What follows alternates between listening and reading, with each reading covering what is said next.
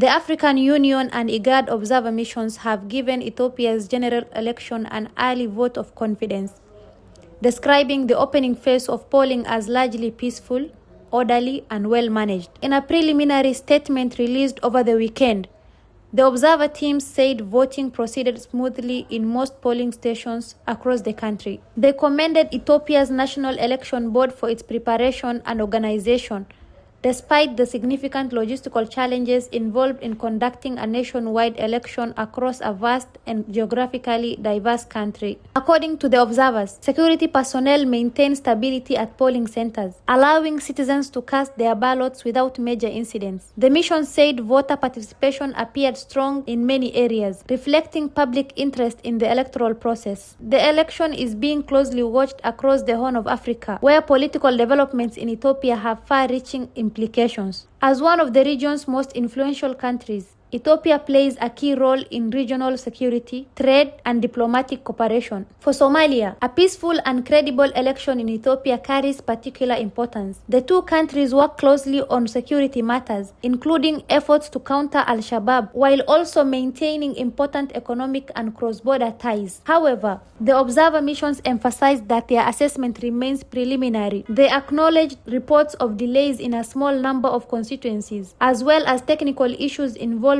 electronic voter registration systems. Some opposition parties also raised concerns about access for polling agents in certain areas. Despite those challenges, the AU and IGAD teams described the issue as limited in scope and said they did not appear to undermine the overall integrity of the voting process. Meanwhile, vote counting is now underway, and Ethiopia authorities have urged patience as election officials verify and compile results. Preliminary outcomes are expected in the coming days, while the final certification process may take longer. Looking ahead, attention will shift from voting to transparency and credibility of the vote count. The outcome will not only shape Ethiopia's political future, but could also influence stability and cooperation across the wider Horn of Africa region.